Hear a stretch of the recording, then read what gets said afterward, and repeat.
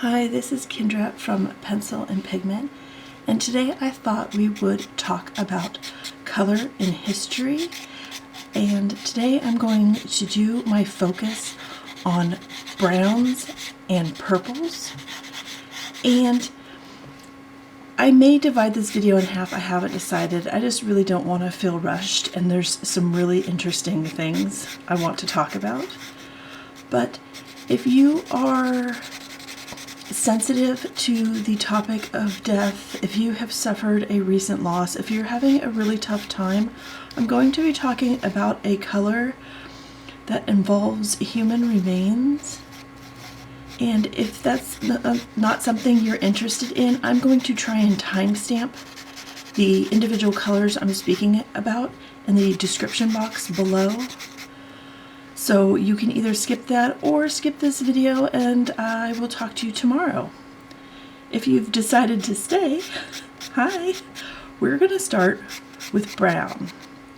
So brown is considered the oldest color in history when it pertains to art and creating, and that specific brown is umber. So if you look at like cave paintings, the Lascaux cave painting, and I will link articles and what some of these things look like. It is a picture of horses and other amazing animals, and this cave painting was done over 17,000 years ago, but they have found that umber has been used since about, I don't know, what is it, 40,000 years, 40,000 BC. So the use of umber has been around for an incredibly long time.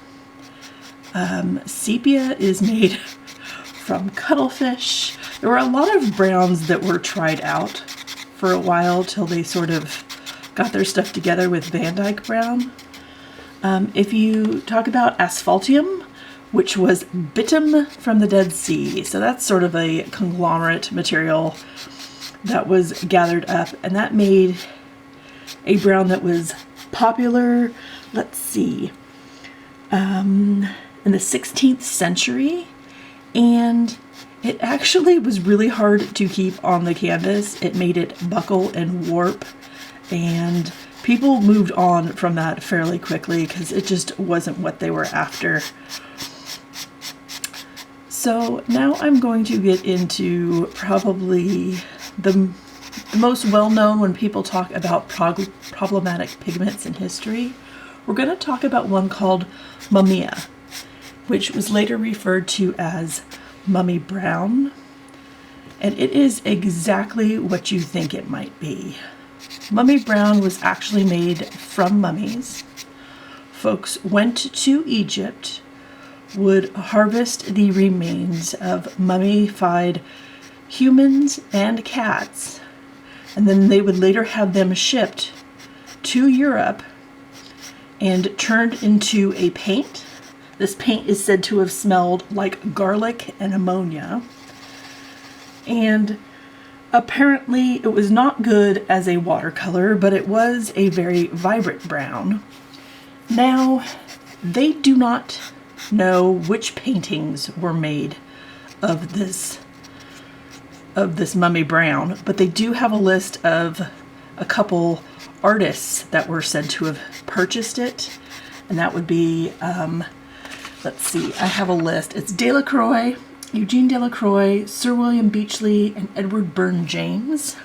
And Edward Burne-James, upon learning that his pigment was actually made of mummies, is said to have gone in his backyard and buried it in the ground. Like, he was very, very upset by this. There's a painting called Interior in the Kitchen, and I will link that one. That's the one they believe may have used the mummy brown. They actually didn't stop making mummy brown until 1964, when they ran out of mummies. Yep, it actually went on for quite a while. It's not a good practice. It's not an ethical practice. It's not one that is respectful to the deceased, especially when you learn about how ancient Egyptians wanted their remains protected so they could enter the afterlife. Excuse me. So brown has seen some changes and some things happen in history. And there was even shades of this mummy brown that later became different colors. So this was super popular in Europe in the 16th century and again in the 19th century. And they believed that one mummy could make 20 years of paint. I don't know about that. That just doesn't seem like a kind gesture.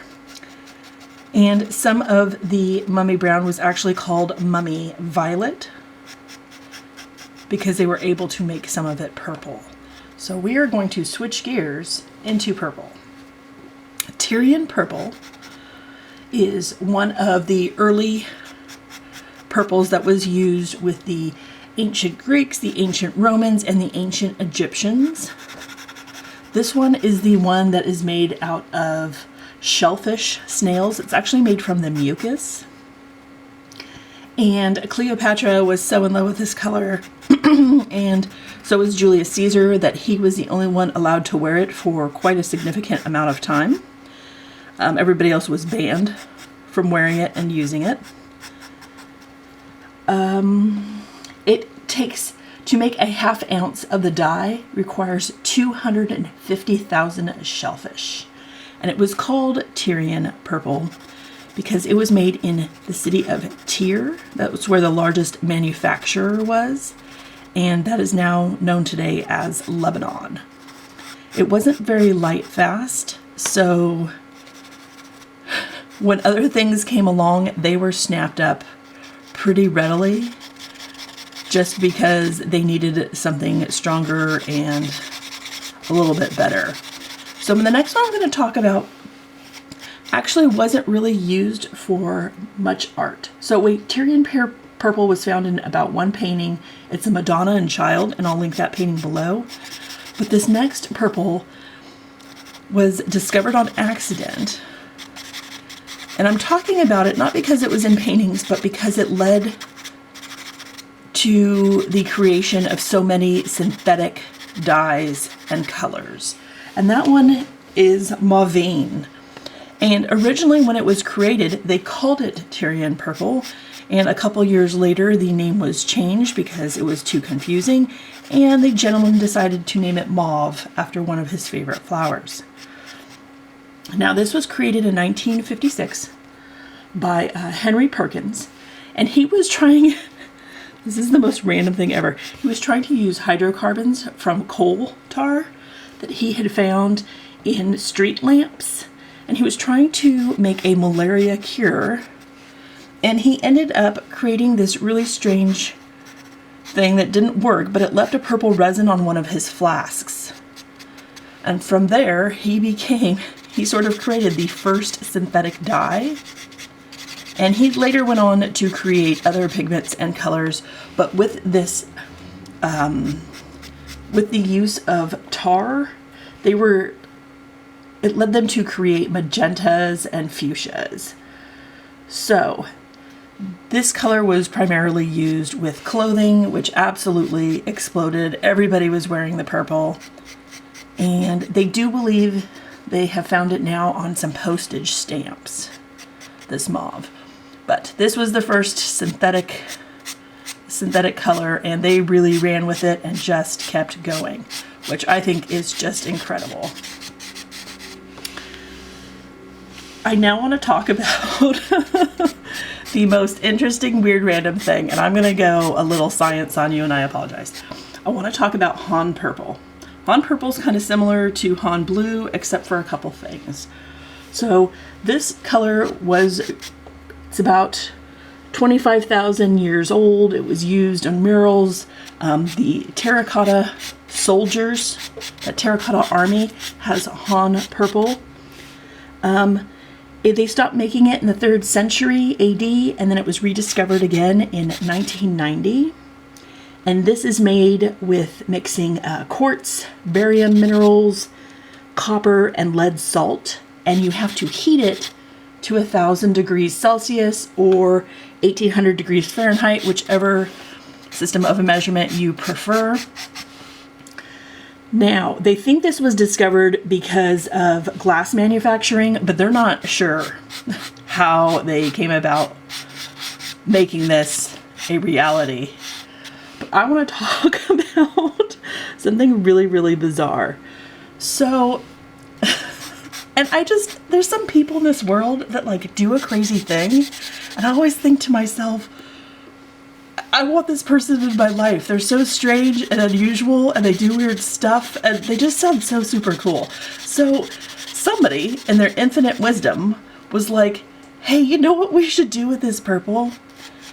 After it's been heated, we should cool it to absolute zero, add a magnet, and see what happens. Like, I just wanted to be in the room when they were thinking that one up, because what they've realized with this Han purple is that it becomes a superconductor, and then it becomes a Bose-Einstein condensate. Now, without getting too much into quantum physics, I'm just gonna do like the shortest ever explanation of what that is. It was created by two men, Bose and Einstein, and there are more than sort of there's more than 3 types of things in the world. There's gas, solid, liquid, plasma. That's 4. The 5th one is the Bose-Einstein condensate, which is when you cool something, it never freezes. It turns into its own type of liquid. And this is sort of what lasers are, sort of. And this liquid doesn't adhere to the laws that we have, and it can move up a glass. It's really strange. Anyways, this purple's cool. I hope you have a wonderful day, and I will talk to you all tomorrow. Bye!